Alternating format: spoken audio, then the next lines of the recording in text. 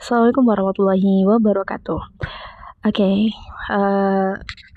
ini video masih sama tentang matkul dari Public Relation. Kalau sekarang ini kita akan membahas tentang media relasi untuk menjaga reputasi dan pemulihan krisis. Jadi setelah kita membahas tentang bab pertama, di mana itu ada tentang public relation, media relasi, reputasi, krisis, manajemen, hingga branding. Nah, kini kita itu sampai pada bab pemungkas, bab terakhir yang kita akan pelajari, yaitu tentang bagaimana media relasi itu sebagai instrumen yang menjaga reputasi serta pemulihan krisis dari perusahaan. Nah, hal ini itu akan dilakukan melalui tindakan-tindakan proaktif public relation. Terus ada juga strategi komunikasi responsif, kemudian diukur melalui reputasi yang dicapai khususnya selama krisis agar dapat kembali meraih reputasi yang baik. Jadi nanti kita akan ada 4 poin pembahasan dalam video ini. Yang pertama itu tentang penguraian dari poin kunci dari kalimat proaktif public relation. Terus poin yang kedua itu mengidentifikasi tentang komunikasi yang responsif. Terus yang ketiga itu menganalisis strategi komunikasi, dan yang keempat, yang terakhir itu kita mampu mengukur reputasi selama krisis. Oke, langsung saja pada poin yang pertama, kita akan membahas tentang proaktif public relation. Jadi, sikap proaktif pada hakikatnya itu kan adalah sebuah sikap yang dilakukan dengan cara mengantisipasi atau merencanakan sesuatu sebelum terjadi.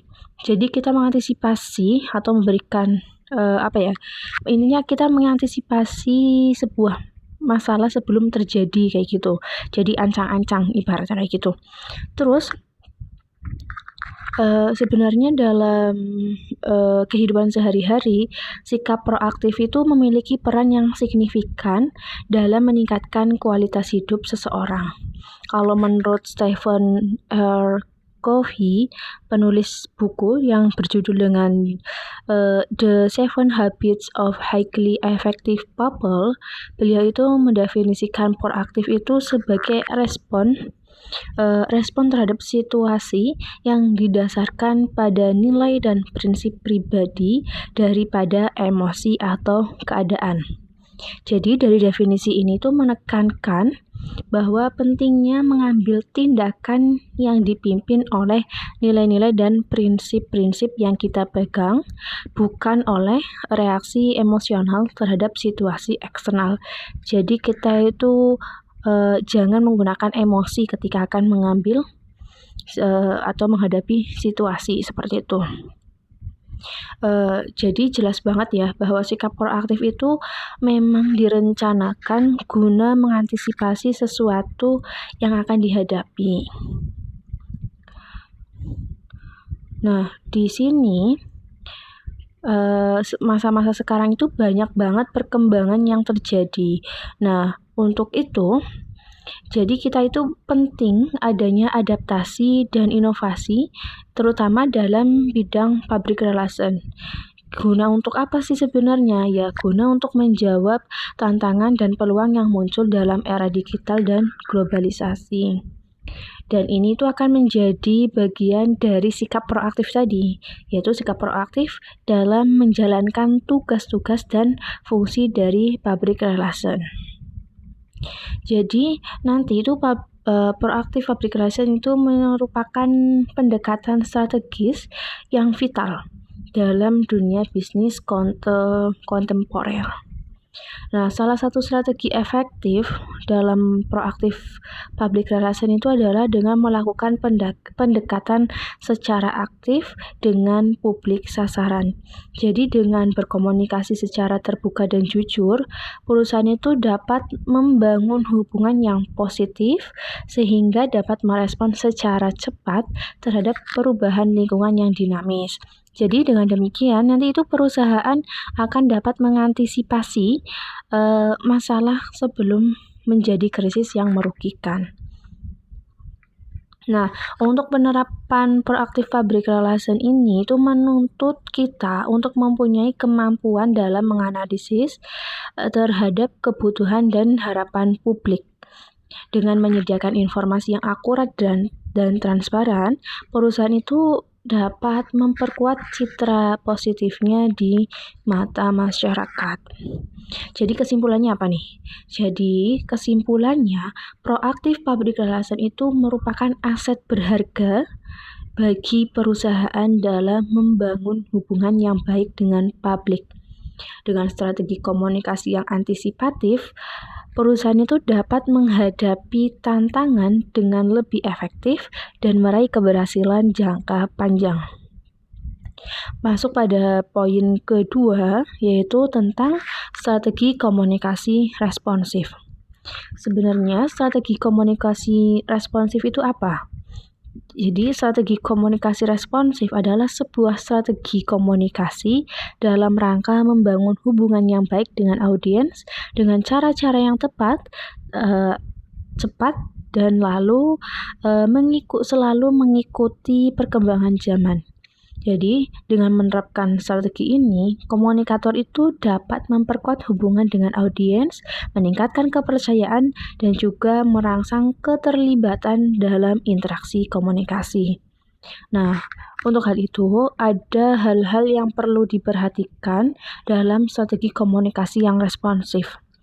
Yang pertama, kita harus ada pemahaman mendalam terhadap audiens. Kita memahami audiens itu memang sebenarnya butuhnya apa yang diperlukan, dan lain sebagainya. Intinya kita harus bisa pahami dulu audiens itu yang seperti apa, kayak gitu. Terus yang kedua itu kemampuan mendengarkan dengan baik. Terus yang selanjutnya ada respon yang tepat waktu. Ya bayangkan aja lah kalau kita lagi chattingan aja, lawan chat kita itu slow respon ya. Kalau lawan kita slow respon, kita kan sebagai misalnya konsumen dari sebuah produk yang kita chat online, kalau responnya slow kan kita jadinya males. Lah, maka dari itu reputasi dan citra dari perusahaan itu pasti akan turun. Jadi kita harus respon yang tepat waktu. Di sini butuh strategi komunikasi yang respon tepat waktu. Terus yang keempat itu ada interaksi komunikasi yang dinamis. Terus ada keterlibatan audiens untuk membangun kepercayaan dan juga hubungan yang baik dengan audiens. Nah, dengan menerapkan strategi komunikasi responsif, seorang praktisi public relation itu dapat membangun hubungan yang baik dengan berbagai pihak yang terlibat. Ya, untuk meningkatkan kepercayaan dan juga mengelola isu secara efektif. Oke, langsung masuk pada poin yang ketiga. Kita itu akan mengukur reputasi selama krisis. Jadi, setelah kita memahami public relation proaktif dan strategi komunikasi responsif beserta relevansinya, maka langkah berikutnya kita itu harus bisa memahami implementasinya dalam bentuk data konkret yang dapat dilakukan dengan cara mengukur reputasi selama krisis. Jadi dapat didefinisikan bahwa reputasi itu kan pandangan umum atau opini yang dimiliki audiens terhadap seseorang, entitas, atau sebuah produk berdasarkan perilaku, tindakan, atau kualitas yang telah ditunjukkan oleh pihak dalam konteks tertentu. Jadi nantinya reputasi itu akan mencerminkan bagaimana audiens atau orang lain tuh melihat dan menilai kredibilitas, keandalan, dan juga integritas dari subjek yang bersangkutan. sebelumnya kita harus tahu sih sebenarnya untuk perbedaan dari reputasi dengan citra ini kan dua hal yang hampir sama. Kita kadang terbolak-balik untuk memahami arti dari reputasi dengan citra. Sebenarnya ini mengulang kembali video materi yang sebelumnya tentang reputasi dan citra.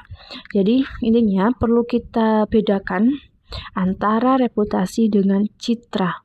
Nah, kalau reputasi itu kan berkaitan dengan pandangan umum atau opini yang dimiliki oleh orang,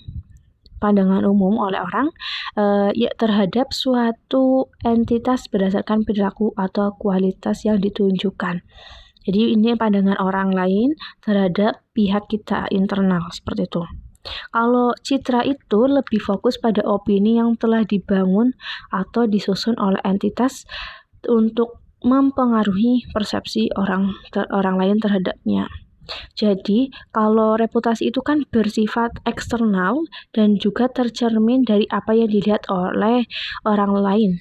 Kalau sedangkan citra sendiri itu lebih bersifat internal dan dapat dikendalikan oleh entitas tersebut untuk menciptakan kesan yang diinginkan.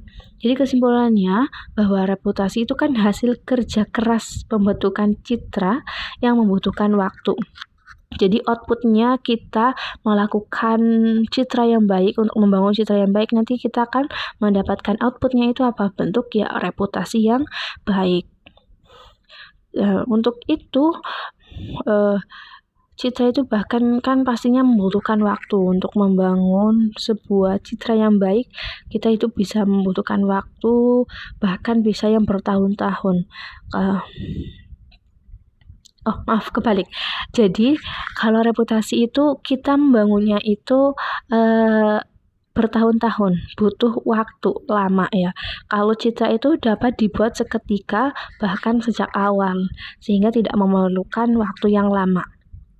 Contohnya nih, kita ada contoh citra teh pucuk. Jadi ini yang dari pihak internalnya ya. Kalau citra teh pucuk itu mereka sejak awal membranding dirinya sebagai teh yang diambil hanya dari pucuk-pucuk daun teh, sehingga memberikan rasa kesegaran alami dan rasa teh asli yang lebih nikmat. Nah, outputnya atau reputasi yang didapat oleh perusahaan itu apa? Ya pada perkembangannya teh pucuk itu dapat menggeser brand-brand produk minuman jenis teh lain, bahkan pemain lama yang paling unggul sebelumnya. Coba tebak, pemain lama sebelumnya itu siapa? Ya, dia itu ada perusahaan teh botol sosro.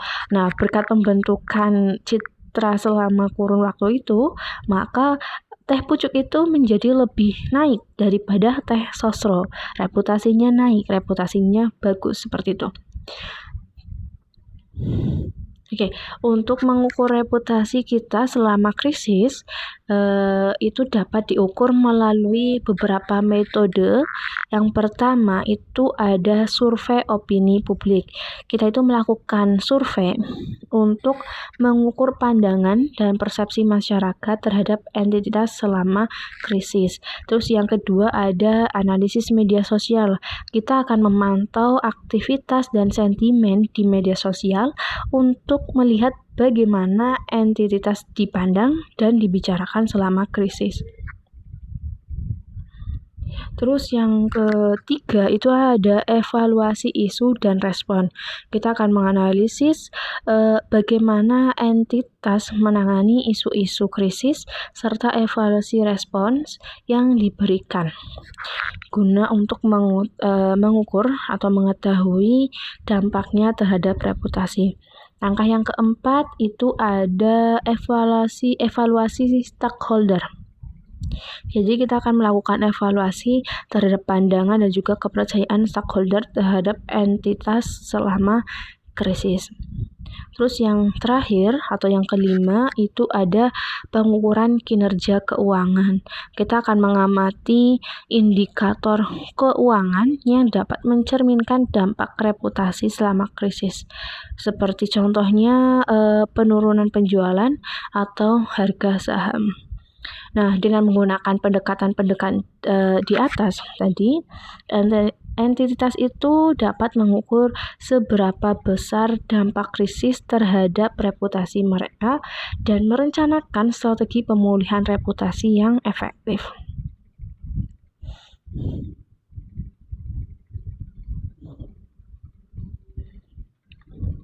Jadi intinya ya, kita akan mengulas sedikit lagi bahwa public relation itu memang hendaknya harus mengambil sikap yang proaktif atau jemput bola terhadap para audiens yang menjadi sasaran serta para stakeholder agar tercipta keberhasilan jangka panjang bagi sebuah entitas.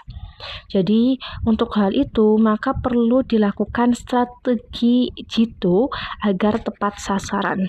Oleh karena itu, dilakukanlah strategi komunikasi yang responsif guna memperkuat hubungan dengan audiens, meningkatkan kepercayaan, dan juga merangsang keterlibatan dalam interaksi komunikasi.